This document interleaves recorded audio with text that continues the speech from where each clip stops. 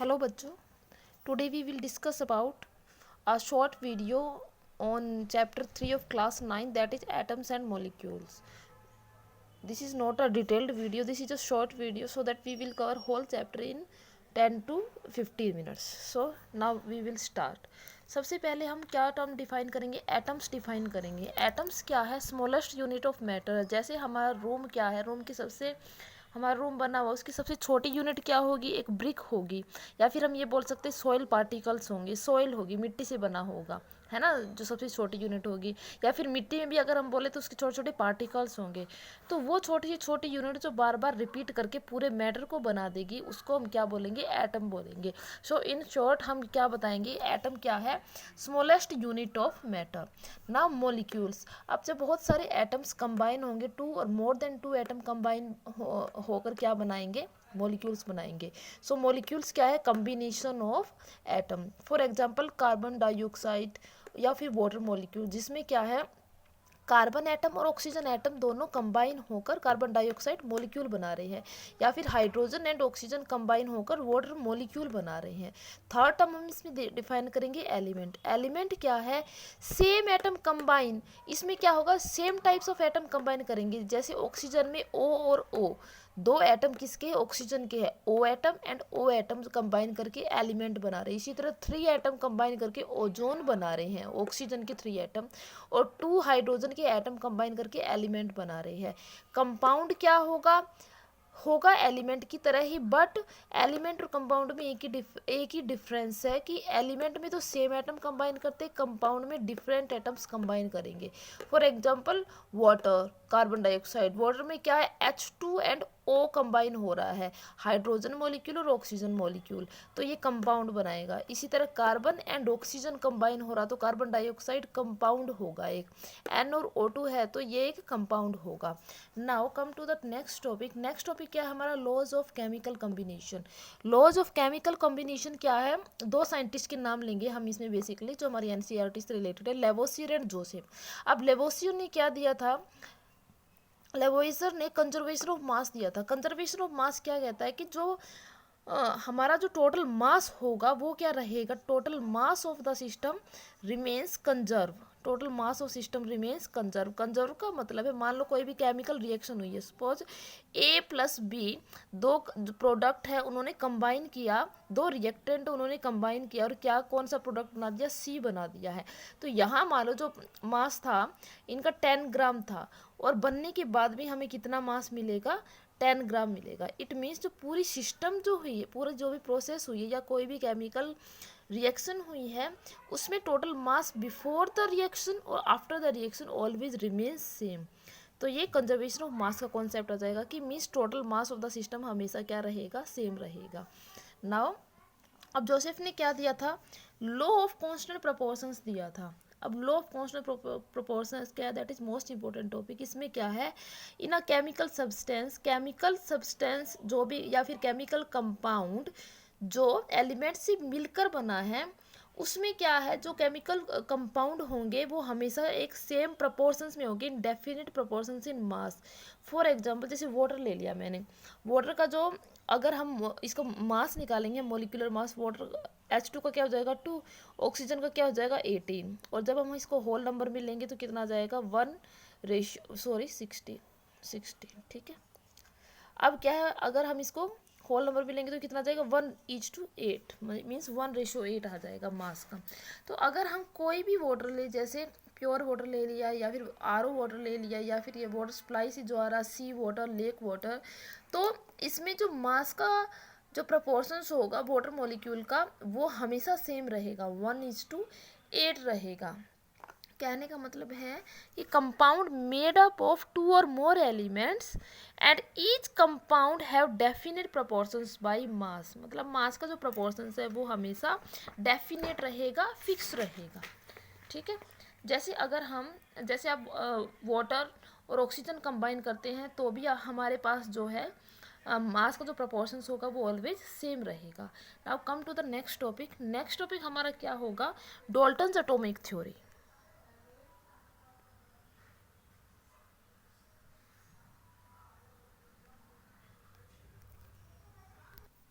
Now next topic is Dalton atomic theory. Next topic क्या होगा हमारा, डॉल्टन एटॉमिक थ्योरी होगा। डॉल्टन एटॉमिक थ्योरी क्या है, जैसे अभी हमने लेवोसियर और जोसेफ के कॉन्सेप्ट पढ़े, इन्होंने क्या किया, इस पूरे थ्योरीज को, इनकी सभी थ्योरीज को मिक्सअप कर दिया और उन्होंने अपना एक खुद के कॉन्सेप्ट दिए, कुछ थ्योरी के कुछ पोस्टुलेट्स दिए, कुछ पॉइंट्स दिए जो हम यहाँ पर अभी डिस्क्राइब करेंगे। फर्स्ट पॉइंट क्या है कि एक मैटर किससे बना होगा, छोटे छोटे टाइनी पार्टिकल से बना होगा, जिन पार्टिकल को क्या नाम दिया गया है, atom, combination of atoms called matter. So first point क्या है, matter is made up of tiny particle known as atom which participate in a chemical reaction, जो किसी केमिकल रिएक्शन में पार्टिसिपेट करेंगे। सेकेंड, इसकी पोस्टुलेट क्या है, एटम्स आर इंडिविजिबल, मीन्स हम एटम्स को फर्दर डिवाइड नहीं कर सकते हैं, ना ही हम उनको क्रिएट कर सकते, ना ही हम उनको डिस्ट्रॉय कर सकते हैं during a chemical reaction. Means atom क्या होगा, इंडिविजिबल, एटम को हम तोड़ नहीं सकते और ब्रेक नहीं कर सकते हैं। अगर बच्चों आपके दिमाग में ये क्वेश्चन आ रहा हो कि इलेक्ट्रॉन प्रोटॉन, ये बाद की स्टडी है, अभी डॉल्टन की एटॉमिक थ्योरी तक इलेक्ट्रॉन प्रोटॉन की डिस्कवरी नहीं हुई थी, ये उससे पहले की कॉन्सेप्ट है जो इसने 1766 में दिए थे। नाउ नेक्स्ट टॉपिक क्या कहता है कि atoms of a given element are identical in mass and chemical properties. अगर एक एलिमेंट है हमारे पास, उसी के हम एटम आपस में देखते हैं तो वो आपस में सेम होते हैं, मास में भी और केमिकल प्रॉपर्टीज में भी। बट अगर हम डिफरेंट एलिमेंट के एटम्स को अगर हम देखेंगे तो इन दोनों की प्रॉपर्टीज मास में भी और केमिकल प्रॉपर्टीज में भी डिफरेंट होगी। थर्ड और फोर्थ पॉइंट पे हमने क्या रीड किया है कि तो अगर हम एटम देखेंगे, सेम एलिमेंट, एक ही एलिमेंट के सेम एटम्स देखेंगे तो वो आपस में एक जैसे होंगे, मास में भी केमिकल प्रॉपर्टीज में भी। दूसरा क्या है कि अगर हम डिफरेंट एलिमेंट अगर हम देखेंगे, डिफरेंट एलिमेंट 1 और एलिमेंट 2 है, अगर हम इनके एटम को अगर हम आपस में कंपेयर करेंगे तो इनकी properties in mass as well as in chemical reaction different होगी। नाउ नेक्स्ट पॉइंट, जो फिफ्थ पॉइंट है वो हमारा क्या है, atoms combine in the ratio of small whole number to form compound. जैसा अभी आपने किया था, जैसे एटम कंपाउंड कैसे बनेगा, डिफरेंट एटम्स जब क्या है कंबाइन करते हैं तो कंपाउंड बनता है। जैसे वाटर का हमने किया था, H2O बना था, वो क्या होगा, होल नंबर में होगा, मीन्स 1:8 जो हमने निकाला था, पीछे कैलकुलेट किया था। लास्ट क्या है, दैट इज मोस्ट इंपॉर्टेंट कि the relative number and kind of atom are constant in a given compound. एक कंपाउंड में जो रिलेटिव नंबर होंगे या एटम्स होंगे वो कांस्टेंट रहेंगी। कहने का मतलब है कि ये पोस्टुलेट क्या कह रही है कि law of conservation of mass को फॉलो कर रही है ये प्रॉपर्टी। मीन्स जो मास होगा किसी कंपाउंड में केमिकल रिएक्शन के दौरान क्या रहेगा, सेम रहेगा, मास कंजर्व रहेगा। या फिर हम दूसरे वे में बता सकते हैं कि जो लॉ ऑफ डेफिनेट प्रोपोर्शंस को फॉलो कर रहा है, लॉ ऑफ डेफिनेट प्रोपोर्शंस जो हमने अभी डिस्क्राइब किया था, ये उसको फॉलो कर रहा है। ठीक है, सो हमारा नेक्स्ट टॉपिक क्या होगा, एटम्स के बारे में होगा, एटम्स, एटोमिसिटी और एटॉमिक मास के बारे में है। Now atomicity, what do you mean by atomicity. इससे पहले हम क्या डिस्क्राइब कर लेते हैं, एटॉमिक मास के बारे में डिस्क्राइब कर लेते हैं। एटॉमिक मास, एटॉमिक थ्योरी किसने दी थी, डॉल्टन ने दी थी। According to him each element had characteristics atomic mass, मतलब हर एक एलिमेंट की एक प्रॉपर्टी होगी जिसको हम क्या कहेंगे, एटॉमिक मास कहेंगे। इस थ्योरी ने क्या एक्सप्लेन किया था, लॉ ऑफ कांस्टेंट प्रोपोर्शंस को एक्सप्लेन किया था। अब क्या है, हम relative atomic mass means mass of all the atoms is known as atomic mass unit. अब एटॉमिक मास यूनिट को AMU या यूनिफाइड मास यू से हमने डिस्क्राइब कर दिया था, जो किसके इक्वल था, मीन्स 1 AMU किसके इक्वल माना गया है, 1/12 of the mass of carbon 12 isotope. ठीक है, तो 1 AMU को बाद में क्या नाम दिया गया, 1U मीन्स यूनिफाइड मास का नाम दिया गया। नाउ ये बेसिक टर्म है, इसको एक बार आप रीड कर लेना। हम अब किस पे आ जाते हैं, बेसिकली एटोमिसिटी पे आ जाते हैं। एटोमिसिटी क्या है, it is a number of atom attached in a molecule. एक मॉलिक्यूल में कितने एटम्स अटैच्ड है। फॉर एग्जांपल कई बार इस पर 1 या 2 मार्क्स का कोई न्यूमेरिकल आ जाता है, जैसे O3 है, ओजोन का ले लिया, इसकी एटोमिसिटी कितने एटम्स इसमें कंबाइन है, 3 एटम्स कंबाइन है, तो एटोमिसिटी कितनी हो जाएगी, 3। Similarly in case of carbon dioxide और O2, 2 ऑक्सीजन के मॉलिक्यूल और 1 कार्बन का है, तो इसमें एटॉमिसिटी कितनी हो जाएगी, 3 हो जाएगी। Now next topic is ions. Ions क्या, चार्ज स्पीसीज है, मतलब किसी पर कितना चार्ज है। अब देखो हमें पता है कि कंपाउंड कैसे फॉर्म होगा, when we combine a metal with a non metal. For example we are taking the case of, for example we are taking case of sodium and chloride. अब सोडियम पर कैसा चार्ज है, positive. Positive क्यों आया अभी मैं आपको बताऊंगी। पॉजिटिव चार्ज वाले को क्या बोलेंगे हम, कैटायंस, और नेगेटिव चार्ज को क्या बोलेंगे हम, एनायंस बोलेंगे, ठीक है। तो अब जो ये चार्ज स्पीसीज है सोडियम और क्लोराइड को जब हम कंबाइन करके लिखते तो इसको हम क्या बोलेंगे, पॉली एटॉमिक आयंस, ठीक है। नाउ पॉली एटॉमिक आयंस में क्या होगा, वेट फॉर 1 मिनट। तो a group of atoms carrying charge is known as polyatomic ions, मतलब ग्रुप ऑफ एटम्स, सोडियम और क्लोराइड है, ठीक है, इस पर पॉजिटिव चार्ज और इस पर नेगेटिव चार्ज है, तो इसको हम क्या बोलेंगे, पॉलीएटॉमिक आयन बोलेंगे, ठीक है, पॉलीएटॉमिक आयन बोलेंगे।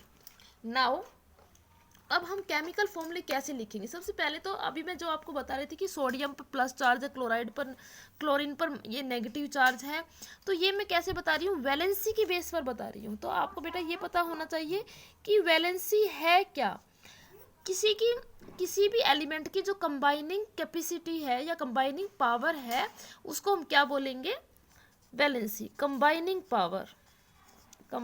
Power of an element is known as valency. अब कंबाइनिंग पावर को हम कैसे कैलकुलेट करेंगे, वैसे बेसिकली ये 4th चैप्टर का टॉपिक है, बट मैं बता देती हूँ। सबसे पहले आपको 20 तक एटॉमिक नंबर लर्न होने चाहिए। जैसे सोडियम का एटॉमिक नंबर कितना होगा, 11 होगा। तो हम इसमें नंबर ऑफ इलेक्ट्रॉन्स को फील करते हैं डिफरेंट नंबर ऑफ सेल्स में। तो इसका रूल क्या है कि फर्स्ट सेल में हम 2, देन 8, और जो लेफ्ट रह गई है वो 1 रह गया है। हमें इसमें ऑक्टेट कंप्लीट करना होता है, मींस लास्ट सेल में हमारे पास 8 इलेक्ट्रॉन होने चाहिए। अभी 8 है नहीं, अगर हम इसको रिमूव कर देंगे तो यहाँ पर हमारे पास ऑक्टेट कंप्लीट हो जाएगा, मींस 8 रह जाएंगे आउटर शेल में। तो हमारा मेन एम यही होता, तो यहाँ हमारे पास एक एक्स्ट्रा है, मीन्स ये एक क्या कर देगा, डोनेट कर देगा, और जो भी इलेक्ट्रॉन को डोनेट करता है उस पर क्या आ जाता है, प्लस चार्ज आ जाता है। तो सोडियम अगर एक इलेक्ट्रॉन को डोनेट कर देगा तो सोडियम पर आ जाएगा प्लस चार्ज और सोडियम बन जाएगा एक कैटायन। अब हमने इसको क्लोरीन के साथ कर रखा, क्लोरीन का एटॉमिक नंबर कितना है, 17, तो ये क्या हो जाएगा 287। इसका ऑक्टेट कब कंप्लीट होगा, जब इसको 1 इलेक्ट्रॉन मिल जाएगा, तो ये 1 इलेक्ट्रॉन इसके पास से ले लेगा और जो इलेक्ट्रॉन को एक्सेप्ट कर लेता उस पर नेगेटिव चार्ज आ जाएगा और क्लोरीन हमारा क्या बन जाएगा, क्लोराइड आयन बन जाएगा। तो ये हमारी वैलेंसी थी। तो इसकी वैलेंसी कितनी, +1, और इसकी वैलेंसी कितनी हो जाएगी, -1 हो जाएगी। तो हम इसका एक फॉर्मूला भी बनाएंगे, हम केमिकल फॉर्मूले को कैसे राइट डाउन करेंगे, देखो ये हमारा नेक्स्ट टॉपिक होगा। 1 मिनट, इसमें क्या होगा,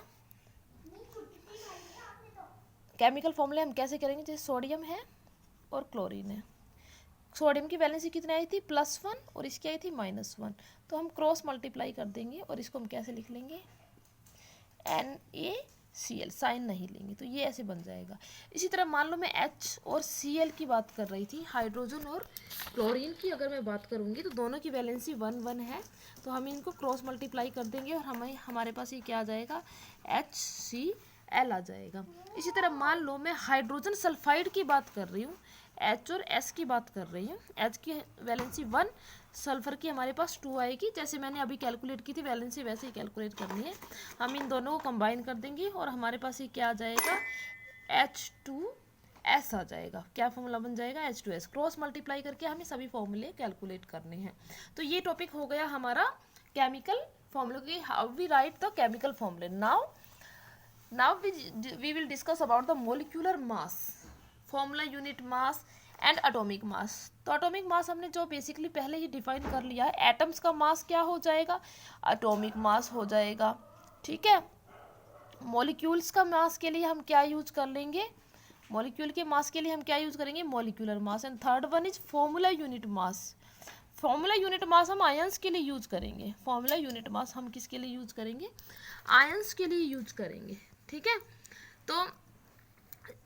तो इन सब के लिए हम एक टर्म यूज करेंगे, that is relative molecular mass. क्या यूज करेंगे हम, रिलेटिव मॉलिक्यूलर मास। तो रिलेटिव मास क्या होगा, हम रिलेटिव मास को AMU, जैसा कि मैंने पीछे बताया था, रिलेटिव मास को हम रिलेटिव मास को हम एटॉमिक मास यूनिट या AMU में रिप्रेजेंट करेंगे। जैसे हम फॉर एग्जांपल, अगर मैं क्वेश्चन यहाँ पर आपको करके दिखा देती हूँ। जैसे हम वाटर का यूज करेंगे, वाटर का कैलकुलेट करेंगे, relative molecular mass of water कैसे करेंगे? हमें पता है एटॉमिक मास ऑफ हाइड्रोजन कितना है, 1 यूनिट है। ऑक्सीजन का कितना है, 16 यूनिफाइड मास है। और हम H2O को कंबाइन करके लिखेंगे तो हमारे पास कितना आ जाएगा? हाइड्रोजन के 2 मॉलिक्यूल्स है, 2 × 1 + 16, 1 ऑक्सीजन का 1 × 16, तो हमारे पास फॉर्मूला यूनिट मास कितना आ जाएगा? 18 यूनिफाइड मास आ गया है हमारे पास। मीन्स 18 एटॉमिक मास यूनिट्स आ गई है हमारे पास। ठीक है, ओके। फॉर्मूला यूनिट मास को हम कैसे कैलकुलेट करेंगे? ये हम सिर्फ आयंस के लिए यूज करते हैं। ठीक है, नाउ नेक्स्ट टॉपिक हमारा मोल कॉन्सेप्ट का आ जाएगा। That is most important topic, mole concept. Mole concept हमें पता, देखो हमें मास में तो हम कैलकुलेट करना सीख गए हैं। अगर हमारे पास जैसे ये सोडियम क्लोराइड है, हमें पता है सोडियम क्लोराइड हमारे पास 12 ग्राम है। अगर कोई हमसे ये पूछे कि इसमें नंबर ऑफ पार्टिकल्स कितने हैं, तो हम कैसे डिफाइन करेंगे? तो बेसिकली इन सब चीज़ों को, मतलब इन चीज़ों को रिलेट करने के लिए, मास को in terms of number of particles में राइट डाउन करने के लिए हमारे पास एक टर्म आई है, मोल कॉन्सेप्ट। वैसे मोल का सिंपल मीनिंग होता है हीप, मीन्स ढेर। तो इसमें हम क्या करेंगे, मोल कॉन्सेप्ट को हमने इसमें कैसे रिप्रेजेंट कर दिया है। एक साइंटिस्ट आया था एवोगैड्रो, तो एवोगैड्रो ने क्या किया, मोल को किस में रिप्रेजेंट कर दिया? एवोगैड्रो नंबर में, मतलब हर एक पार्टिकल जो 1 मोल के इक्वल होगा, जो भी पार्टिकल में भी, एलिमेंट में भी, मॉलिक्यूल में भी, कंपाउंड, वो किसके इक्वल हो जाएगा? एवोगैड्रो नंबर के इक्वल हो जाएगा, जो कितना होगा? 6.022 × 10⁻23 एटम्स। एटम्स है तो एटम्स, पार्टिकल है तो पार्टिकल, और मॉलिक्यूल्स है तो मॉलिक्यूल। मीन्स इतने नंबर ऑफ पार्टिकल किसके इक्वल हो जाएंगे? 1 मोल के इक्वल हो जाएंगे। और अगर हम इन्हीं को ग्राम में रिप्रेजेंट कर रहे हैं, मान लो मैं कार्बन की टर्म में रिप्रेजेंट कर रही हूँ, तो ये किसके इक्वल हो जाएगा? 12 ग्राम ऑफ कार्बन एटम्स। ये बात समझ में आ रही है? मोल कॉन्सेप्ट को, मोल कॉन्सेप्ट का मीनिंग है जो हमारे पास मास है उसको एवोगैड्रो ने नंबर में रिप्रेजेंट कर दिया है। और या फिर हम जो नंबर एवोगैड्रो नंबर होगा वो 12 ग्राम ऑफ कार्बन एटम के इक्वल होगा। अगर मैं 1 मोल ऑफ हाइड्रोजन की बात कर रही हूँ तो उसमें भी इतने ही पार्टिकल होंगे, और ग्राम में कितना हो जाएगा? 1 ग्राम ऑफ हाइड्रोजन एटम हो जाएगा। इसी तरह रिलेटिव मास हो जाएगा या मोलिक्यूलर मास हो जाएगा। मीन्स हम इन सभी को in terms of Avogadro number या नंबर ऑफ पार्टिकल्स की टर्म में डिफाइन कर सकते हैं। अब आगे मेरे पास सिर्फ 2 ही फॉर्मूले हैं, हम नंबर ऑफ पार्टिकल को कैसे कैसे कैलकुलेट कर सकते हैं। तो इन 2 फॉर्मूले से आप कोई भी न्यूमेरिकल कर सकते हो, कैलकुलेट कर सकते हो। तो नंबर ऑफ मोल्स को कैलकुलेट करने के लिए हमारे पास है 2 फॉर्मूले। n = small m by capital M, means molecular mass या given mass divided by molar mass हो जाएगा। Molar mass means mass of 1 gram of जो भी आपके पास है एटम मॉलिक्यूल्स, ग्राम्स की टर्म में। या फिर अगर पार्टिकल की टर्म में आपको लिखना है तो n divided by n note.